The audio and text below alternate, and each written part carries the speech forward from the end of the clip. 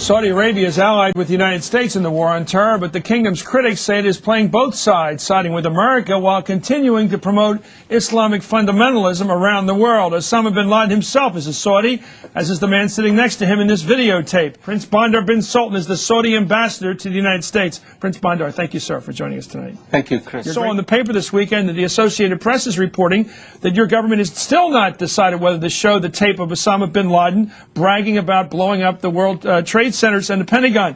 What do you make of that decision, and why does your government still not want to show that tape which incriminates Osama bin Laden?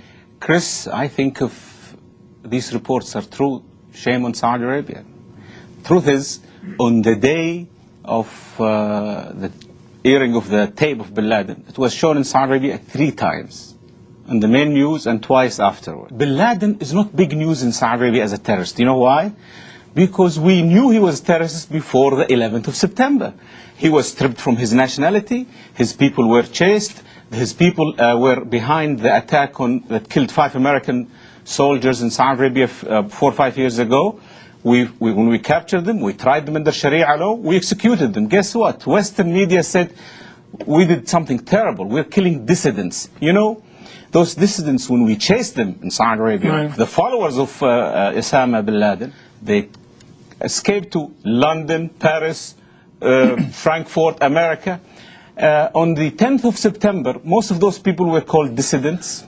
On the 12th, they were called terrorists. Well, let me tell you why they're terrorists, because 15 people from your country blew up our World Trade Center and our Pentagon. If 15 Americans had gone to Saudi Arabia and blown up your iconic places like the World Trade Center and the equivalent of the pyramids or something like that over there, you would be wanting to know why those people did it, and you'd want our government to tell us why they did it. Has your government dug into who these 15 people are and why they did it to us, what they did to us on September 11th? But, Chris, you just proved my point. You cannot take yes for an answer. I'm saying we called them terrorists before 11 September. You called them dissident. After the 11th of September, the same people became terrorists to you. You've switched their category from dissident to terrorist. For us, they are terrorists. When you say bin Laden in Saudi Arabia, people say, yes, that renegade, that bad guy. Therefore, bin Laden or the 15 people who were in the airplane, or people who follow them or support them, they are not just terrorists after what they did on the 11th of September. They are evil, Chris. But if they're evil and they're dissidents in your country, why don't they blow up your country, their own country? Why do they come here and blow up ours? They tried to do that in Saudi Arabia many times. Touch wood that they didn't succeed as big as they did in the United States, but they attacked people, they exploded bombs in Saudi Arabia. And what we don't understand is why bin Laden, who comes from a royal family, was like coming from the Rockefellers in this country. All right, it's a good comparison, isn't it? It is a good comparison, okay, but so, a renegade one. But he's a renegade. Yes. But why doesn't his family go after him? Why doesn't the family? Why don't you freeze the assets of all the wealthy Saudis who are giving money to these types of organizations? This is the tragedy, and you have to forgive me. The American media is either lazy or ignorant. This man, his family froze his assets. They disavowed of him. They disowned him. The government stripped him from his nationality. And I want to question the report you mentioned that if there was an election in Saudi Arabia between him and the king, he would have won. You know something? That is fancy talk. If bin Laden had such a great followers in Saudi Arabia, he wouldn't be hiding in Afghanistan. He would be in Saudi Arabia leading his people. You make it sound like out of 12 million Saudis, 3 million were following him. You're talking about a handful. How do you explain this guy Walker? He's an American living in San Francisco. Why would he follow? I can't speak for crazy people. Nobody has monopoly over crazies.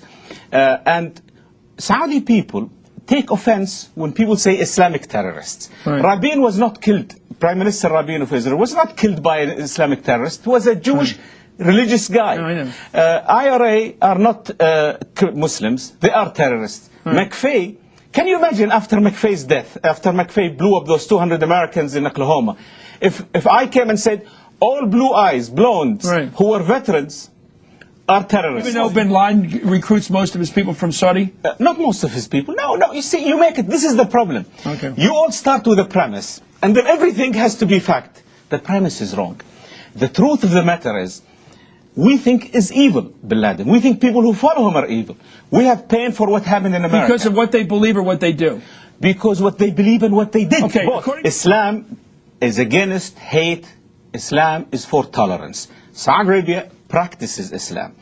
Does it make sense to you, Chris, if Belaده and his likes, those evil people, right, are supposed to be the product of the Saudi religious teachings? Yeah.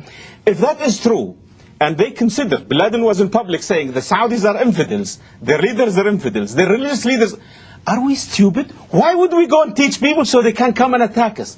So that you would attack somebody else? Wrong. No. They start to do this. What Taliban has been doing for 3 years, now 5 years, killing other Afghanistan other Muslims. America is just too great, and the American media is too important to be ignorant. Right. Take his interview. If you are an Arabic-speaking person, what he said in Arabic was worse than the translation in English. Right. There is nobody who's an Arab, who speaks good Arabic, who's a Muslim, who can have any doubt that this guy is an evil man by what he said, not the translation. To understand the Saudi sentiment, they will say, and we cannot understand why, before 11 September, you considered people like him dissidents. They were dissidents. They were evil. They were terrorists. You were saying because they were this way because you don't give them freedom of speech. You're right. Because what they were speaking was poisonous and evil.